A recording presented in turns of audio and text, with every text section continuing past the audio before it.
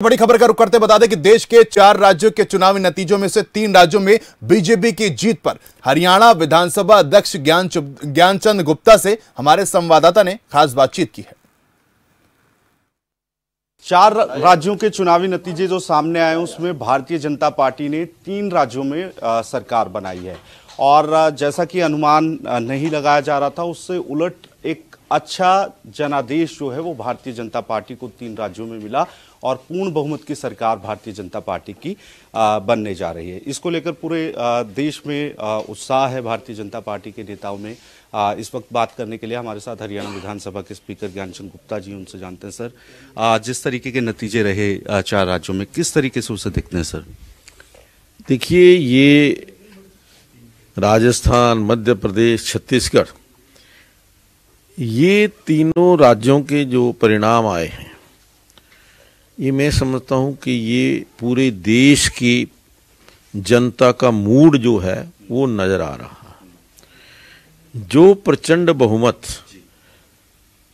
राजस्थान, मध्य प्रदेश और छत्तीसगढ़ में वहाँ के मतदाताओं ने, वहाँ के वोटर्स ने भारतीय जनता पार्टी के पक्ष में दिया है, नरेंद्र मोदी जी के पक्ष में दिया है, वो उसके लिए बधाई के पात्र है। जिस तरीके से नरेंद्र मोदी जी ने इन चुनावों को लिया और फ्रंट में आकर के कमान संभाल करके पूरे इलेक्शन कैंपेन के अंदर पूरे दिन के अंदर 5-5 जनसभाएं, 6-6 जनसभाएं, बैठकें, छोटी बैठकें तक की, उससे जो कार्यकर्ताओं के अंदर भी उत्साह आया और जो नरेंद्र मोदी जी ने गारंटी दी, जो उन्होंने काम किए, उनके परिणाम को देख करके कि जो नरेंद्र मोदी कहता है वो करता है, चाहे वो उज्ज्वला के अंदर आया हो, जनधन के अंदर आया हो, हर घर जल हर नल, जब लोगों को चीज़ें इम्प्लीमेंट होती हुई नज़र आती हैं तो लोग विश्वास करते हैं। केवल नारों से या आश्वासनों से राजनीति नहीं हो सकती। तो उस दृष्टि से तीनों प्रदेशों के मतदाताओं ने भारतीय जनता पार्टी के पक्ष में मतदान किया और उससे जो भारतीय जनता पार्टी का कार्यकर्ता है उसको एक संजीवनी मिल गई है। जो थोड़ी बहुत कहीं डीमोरलाइजेशन थी, वो डीमोरलाइजेशन खत्म होकर के जो आने वाला 2024 का लोकसभा का चुनाव है उसके लिए कार्यकर्ता तैयार हो गया और बड़े अच्छे मनोबल से वो आप 2024 के चुनाव के अंदर भी भारतीय जनता पार्टी की सरकार देश के अंदर आए, नरेंद्र मोदी जी देश के तीसरी बार प्रधानमंत्री बने, ये संकल्प जो है वो हमारे कार्यकर्ताओं ने अपने मन के अंदर कर लिया है। और मुझे लगता है कि जैसा विपक्ष के लोगों ने कहा था कि ये सेमीफाइनल है, सेमीफाइनल का रिजल्ट उन्होंने देख लिया है और फाइनल का रिजल्ट भी इन्हीं जो चीज़ों के ऊपर इसी ढंग से जो है आने वाला है।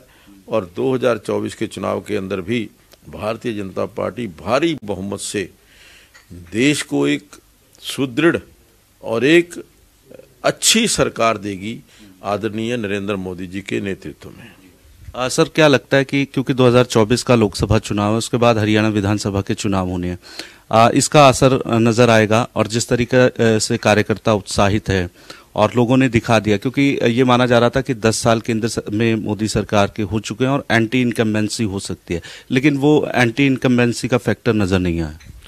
देखिए, जो आकलन जो राजनीतिक पंडित थे या जो हमारे मीडिया भाई थे, पत्रकार बंधु थे, बहुत बड़े राजनीतिक विशेषज्ञ, उन सारे आंकलन को इन चुनाव परिणामों ने फेल कर दिया।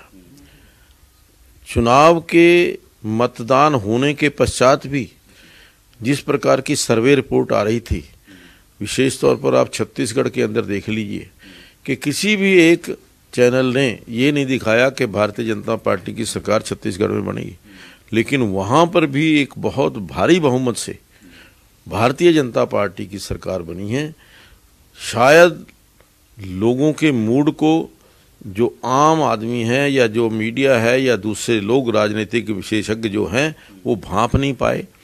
आज नरेंद्र मोदी जी की नीतियों को, नरेंद्र मोदी जी के जो किए हुए कार्य हैं या जो उनकी कार्यशैली को, उसको लोगों ने सैल्यूट किया है, उसने लोगों ने स्वीकार किया है। और जो मोदी जी ने कहा था कि मेरी गारंटी नरेंद्र मोदी की गारंटी, उस नरेंद्र मोदी की गारंटी के ऊपर मोहर लगी है। एक आखिरी सवाल सर इससे हटकर है, 15 दिसंबर से शीतकालीन सत्र शुरू होने जा रहा है, कितने अभी तक सवाल पहुंचे हैं, क्या क्या प्रस्ताव पहुंचे और क्या तैयारी सर? नहीं, देखिए, सत्र को लेकर के विधानसभा सेक्रेटेरिएट हम पूरी तरह से तैयार हैं।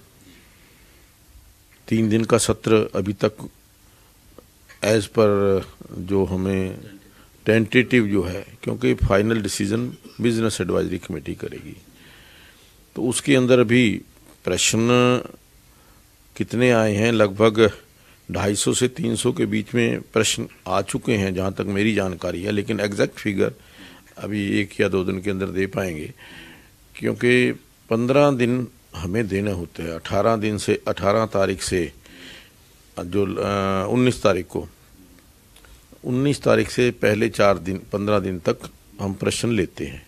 आज भी जो प्रश्न आएंगे हम उनको लेंगे और वो हमारे उसके अंदर सत्र के अंदर लगेंगे।